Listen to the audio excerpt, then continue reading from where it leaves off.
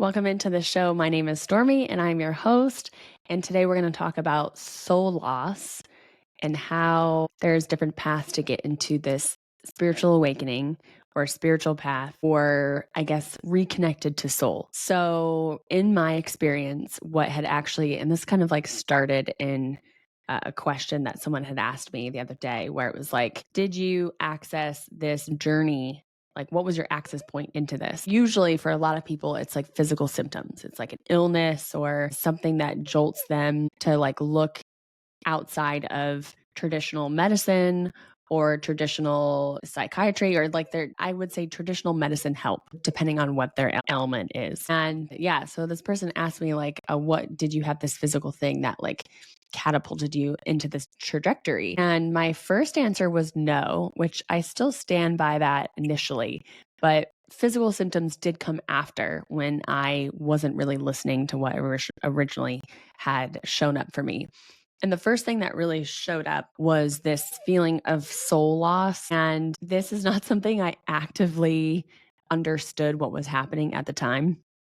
This is very much many, many years in hindsight to be like, whoa, that's actually what was happening. And it was this period of time where like I felt myself in that dark night of the soul period, like on the floor, just in tears of like, I don't know what's wrong with me. Like everything feels wrong. I think I'm so lost. I don't know what to do. And it was this many, many years of a process to figure out this journey and this path.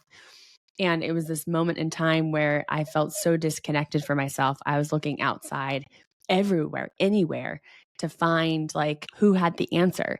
And I remember like being in so many different containers with people. Of first I thought it was, it was a women's empowerment course, and then it was a confidence course, and then it was physical training, coaching, and I just anywhere I can kind of grasp at straws to really figure out what this was I was feeling, and then how to like prevent from feeling this. Like there's got to be like there is a problem. I don't really know what the problem is, but I know there's a problem and I'm trying to find the solution. And it took a ton of trial and error to really figure out what was going on and then what actually is going to help the problem. Because it's kind of funny, like obviously like it's easy to find the solution and the answer to things when like you know the problem. Here's my problem, here's somebody that could provide me the solution. Boom. That's like easy. But it was so difficult for me because I couldn't even put my problem into words, and I didn't even know how to Google or search this. And maybe this is in a different area of consciousness that we're in right now. Cause I mean, this has happened to me in like 2018, 2019. Like I was feeling these things several years ago, and I just didn't even know how to put them into words. And if I did know how to put them to words, like how would I even Google this? Like who's here to help this huge thing that I felt like? I felt like my soul was, or not even soul, because I didn't even know what that was at the time. Like I literally felt like my life force, my energy was like sucked out of me, like drained. Like the image I'm getting is Halloween Town. And when like the whole Halloween Town turns like gray and like all of their actual like energy is like sucked out. That's how I felt. And I didn't know how to get my light back. So it was this huge process of figuring out eventually what this problem was. And trying all of these solutions for the problems that weren't really the actual problem. So it's been interesting. And I know that our spiritual journeys and experiences are all so different, and they have different solutions for us of whatever our quote unquote problem is. And this is where we kind of can look at somebody's journey and really want to plug and play what worked for them is going to work for us. And so as I started to go along this process, it was kind of like this person found their purpose or calling this way, or this was the healing modality that they use, so that must work for me. Like that'll help me. And so you keep on like trying to like copy and paste what has worked for other people, and you see someone like being so successful or shining really bright or like really passionate and vital, and they're like they're portraying and emanating this energy where you're like, ooh, I want that. Like what did they do to get that, and what were their steps, and I'll follow their steps to get there too. And to some degree that this can be helpful. Like, it can be helpful. Like, we do have steps that we can offer each other that, like, hey, this got me from here to here, and I can help you get those steps. And ultimately, that's like what personal development and coaching and anything that we're really trying to attain, we can say, hey, I'm going to look at a teacher or a guide and let them show me the steps that they took so then I can take those too. And boom, that'll get me the solution. Sometimes that's really helpful. And a lot of times it can still provide more confusion and chaos and not be so helpful because you thought that's what you wanted and then it's not what you wanted after all. So now, many, many years later, fast forward, I go through all of these processes of meeting my shadow, finding out my triggers, figuring out what was holding me back, quitting several jobs, breaking up with a lot of different partners, getting into different relationships, breaking up with them again, selling the house, going out on my own personal vision quest of backpacking Asia and Australia, doing that, coming back, figuring out who I'm in back into the world. Like, the steps have been so many steps over so many years. And then slowly I started to get the energy back. I started to get the vitality back. I started to kind of understand what my original question was at the beginning, not even realizing I actually had a question. And so the path just kind of like started to unfold. And the more steps that you take, the more answers you're able to get. And a lot of that stuff came from like my own internal work where I was like, okay, I'm going to stop looking at other people's journeys and really start to figure out what my journey is. And it's just so easy to copy paste. And even in the course that I'm building right now, and I'm in the process of putting together all of these things that had helped me. Even within that, I take and want to even offer with such a grain of salt because it's like you'll get so much information from other people. Like, that's how we learn, is from each other. But at the end of the day, the biggest thing that you could do is revive yourself and go internally and really figure out what is going to be helpful for you. Because what revives me isn't actually going to be what revives you. It might be part of it. It might be some of it. It might be a version of that, but it could be completely different than what revived me. Like, maybe traveling and backpacking and experiencing different cultures is what revived me, but you going to the woods and hiking is going to revive you. Or maybe it's diving into your art and exploring your art and your expression and creativity and putting all your focus and energy into your art. Maybe that's going to be what revives you. So I say this because soul loss is something that a lot of us are feeling at this point in time, where we're feeling very disconnected in our emotions, in our job, in our relationships, where we're at.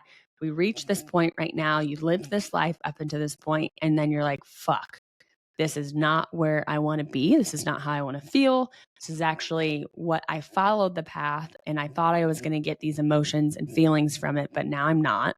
And I'm actually at ground zero again because I don't know what to do from here. And that's how I was with having a career for like 10 years. And it's like, okay, I put 10 years of my life into this. I'm really skillful in this area. But this is actually 10 years of effort and learning and mastery that I actually don't even want to participate in this. Like, it's useless to me at this point. I have a different vision. And if I really woke up to the vision of what it was in the past, and, the journey is all related. So, you could say that everything that I have done up to this point is to help me get to where I'm supposed to go, which is totally true because, like I said, everything comes back to the heart for me. So I helped people with their physical heart in the past. Now I'm helping people with their spiritual heart. So it is all relating. But to say that, like, to double down where you're at or to keep going when the trajectory and the passion or the template of what you came here to do, if you're on a different track, none of that really matters. Like, it's time for you to be like, wait, I'm not on the right track. And what happens to us when we're not on the right track is like all these signs, emotions, manifestations come through to let us know, hey, you're not on the right track. So that could be through physical symptoms, emotional symptoms, anxiety, depression, a physical ailment. It could be this version of a soul loss that you feel where you're so dead inside of what you're doing. Like, how does anybody get any energy out of their life because I don't feel anything? our souls are screaming out to us in so many different ways, and it will attack the way, or attack, I say, in a, it might not be the best word to say, but like it will go after a certain area in your life that is going to jolt you awake. That's going to be like, hey, you're not on the right track. And if we listen to those pings and we listen to those signs that we have the same, we have those nudges, we have that intuition, we have uh, that connection with our soul to be like, oh, I don't really think that's it. I don't really think that's the person. I feel a little hesitant towards this, but we override that logically with our logical mind because we've operated in our life of prioritizing what makes sense, what's logical, what's seen, what society grants as satisfactory for the life of for your age, or what's normal in a way. And so our intuition, our mind overrides the intuition and it is severed. So if we're leading from the mind, we're leading from the matrix instead of leading from our heart, which is leading from the soul. And again, this is a huge society thing and is a huge consciousness thing, that it is the level of what we are used to doing things. And more people are waking up in a way where they're like, okay, I don't want to live this life anymore, because we're waking up outside of that way of thought to be like, oh, I actually can lead from my heart and I can make decisions that I know are right in my intuition, even though they don't seem right in the logical mind of mine or other people's opinions in their logical mind. So the soul loss comes and it's just screaming at us to make different decisions. And it will keep screaming at us and keep screaming louder and louder and louder until you finally say, okay, I've had enough. I can't take it anymore. I have to do things differently. And so I had this soul loss feeling. And then when I wasn't listening to it, I started having physical manifestations happen. So because I have such insane amount of energy that's supposed to pour through my throat and is supposed to be expressed to the world, this is a huge channel center of mine, is my throat, is to turn on my throat, is to allow my voice to be heard. And a lot of that has to do with the healing that I provide with light language and stuff like that for many other lifetimes. But the throat is huge. So when I'm not expressing myself, or when I'm not expressing my ideas or my thoughts, or having a way to channel that energy out in artistic expression, whether it be this podcast or recording or singing or any way that I can move the energy out through my throat, if I'm not doing that, it will manifest and get trapped inside my throat, which is what was happening when I started having these like abscesses. I had periotonsillar abscesses start to form when I was living in New York City. And this is really fucking scary because abscesses would form really quickly in a matter of days. My voice would change and my airway would start to get closed off. At some points, I couldn't even drink water. Like, it was so painful. I couldn't even swallow water, which is an airway issue, because if you can't swallow water and you can't even, not even food, I'm not even talking about food, but literally water, my own spit, like that's an airway issue. Like, am I going to cut off my airway completely and not be able to breathe?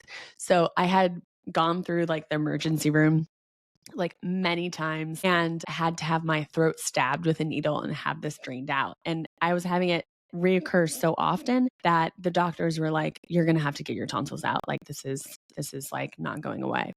And I was petrified because I was working full time at the time. And I was like, there's no way I'm going to be able to take 2 or 3 weeks off to heal my tonsils, because that's what the timing of what they told me it was going to be. And I was like, there's no way I can afford to do that. I live in New York City. Like, I work full time. I don't have vacation time. Like, absolutely not. And so this has happened recurringly enough. And it would happen so much so where I would know exactly when it had shifted, because my voice would start to change. And I needed an antibiotic and a steroid because the antibiotic wasn't enough. But sometimes when I'd go to different doctors at like urgent cares or whatever, then they wouldn't prescribe me the steroid because that's like aggressive for someone that has a sore throat. They're like, yeah, okay. So if they didn't know me, or if they didn't like see that the abscess was bad enough, they wouldn't give me the steroid. I was like, no, you don't understand. Like, this is going to progress like in hours. I need the steroid. So it was like this whole process that would happen that was really anxiety prone. It would stress me out. It would stress out my family members because like it was such an issue. And it was my throat just like screaming at me to be like, hey, you need to reuse your fucking throat and you need to speak all the things that you need to speak and you're not doing it. So the energy's getting trapped. And so that was one of like the huge physical symptoms that had started to happen after I was starting to get turned on to things. And I was like, okay. So once I started making different decisions, I started to speak more of my truth.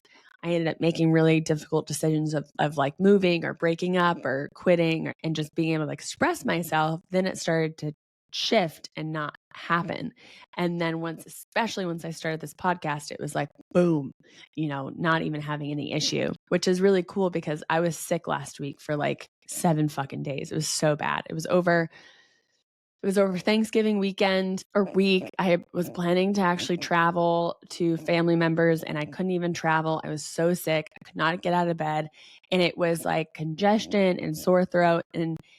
And I remember like my family member being like panicked to be like, how's your throat? Like, are you going to have an abscess? I was like, no, like we're good there. Like that's not even a problem anymore. Like I know when it happens, but also because I have allowed my throat chakra to be open and channel the energy out, that it doesn't get stuck in that way anymore. So even when I get sick, even when I have a sore throat, it doesn't go into the abscess, which I am like, oh, thank God. So I still have my tonsils. I never had to have surgery. This is like kind of a minor symptom. In my point of view, it's minor because it's not like a lot of people come in with physical symptoms that are like autoimmune or have like a more longer term, several years. They're working through something. And that's the way that like our soul really tries to like get our attention is through our body, through our finances, and through our emotions. And if we're not listening, it'll just keep getting louder and louder and louder and more intense until we just want to blow everything up. And so, yeah, so I'm very proud to say that I didn't get an abscess when I had gotten sick, which I was really excited about.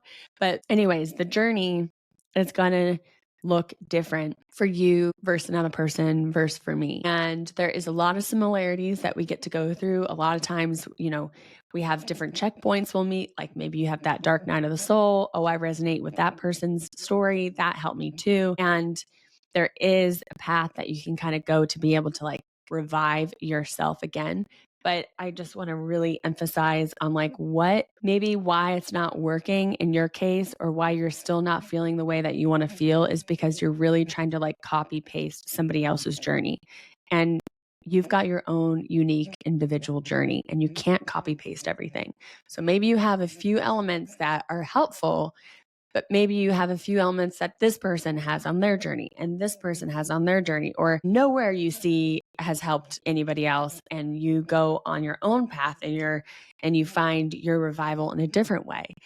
So I just want to really, kind of bring that home. And I didn't really know that this was a word or a phrase, or I could describe this feeling that I was feeling back in 2018 of soul loss, because that's how severe it was. And that's the word.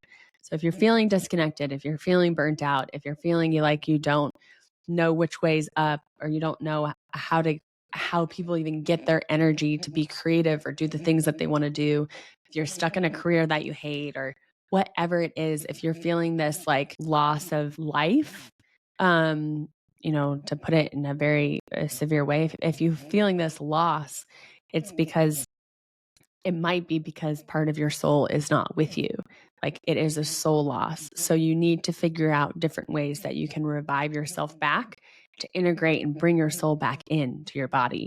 And there's so many different ways to do this. And again, you can look at other people's journeys to see how they did it and see if it's going to help your journey a little bit, but a lot of it is going to be your own journey. And so, I'm building this process where it's very structured, but also very open-ended in a way that like giving you so many different options about what could be helpful to you, and about how to revive yourself. Like you don't need anybody else to do it. Energy work is incredible. That's a place that you can get started, but you could really revive yourself. And it's very doable. And I was so down in the dumps in such a dark space. I did it. And if I did it, you can do it. So yeah. And another part that I want to touch on is how this was like manifesting for myself. And so you can kind of recognize to be like, ooh, I'm kind of there, or I was there, and I'm on the journey to like get out of that and revive. Is that there's different ways that this manifestation or like this dissociation from the soul can actually happen. So sometimes it can be a dissociation from our body, and that could be in like not feeling safe or comfortable in your body. It could be ways that you're tearing apart your body. It could be you thinking that your body has to look a certain way in order to be perceived or loved. Like the relationship with your body can actually be really difficult. Maybe you have a hard time having gratitude for the body. Maybe you want it to look, feel, and be perceived differently. So that could be one aspect.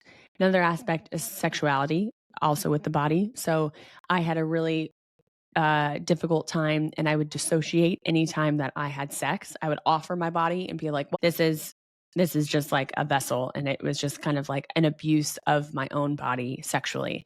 So that could be another way it can manifest. It could be feelings. So you could have um dissociating from your feelings and be very stoic and not want to feel your emotions. I was like this for many, many years. Had gone, I had went like many years without crying. Like I was so disconnected from feeling and emotions because that's how I found safety and security, as being really stoic. So those can be different ways that you could have this soul loss. And then what happens is then that then starts to manifest into, again, emotions, body perception issues, life path. Then you'll have anxiety, maybe depression, maybe agitation, breathing restrictions, body tensions, health problems, troubled relationships, lack of abundance. Like it all manifests in all areas of our lives. And it will keep manifesting that way until we show up and see and validate our experience of like, shit, I'm in the wrong track. I'm doing the wrong things. I'm around the wrong people. It's time to shift myself and connect back to my soul path and to my soul alignment and the conversation with my soul and reconnect that relationship. And then you start to go on this journey, and then you get to reclaim the parts of yourself that have felt lost or disconnected. And the more parts that you bring back into yourself, the more alive you'll start to feel, the more revived you'll start to feel. And then all of a sudden, it'll just start to snowball, and you'll just be in such a different place than you originally were.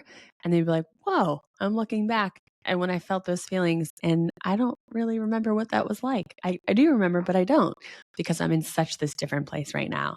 And that's what's really exciting. And only you can do it, and only you can decide to do it.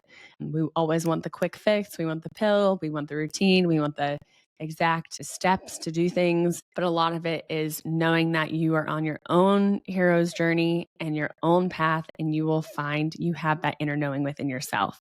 You get to bring yourself up and be able to revive yourself. So it is possible. And I'm really excited for this creation to bring it into life. It's been festering and manifesting and being created in the background for a long time. And now it's really exciting to kind of be able to birth that into the world. And I'll be offering that actually coming up in January. So hang tight if you are feeling this way. Keep on the path, keep on the journey. It does get better. And I will soon have a really cool resource for you if you're in this process yourself. So I send you lots of love, lots of encouragement. Keep making the steps, keep making the different decisions until you get into that revived energy, because it can happen. It does exist. You can feel that way. I promise you, if you're in this spot, because it's super, super difficult. And I really recognize that. And you are stronger than you think.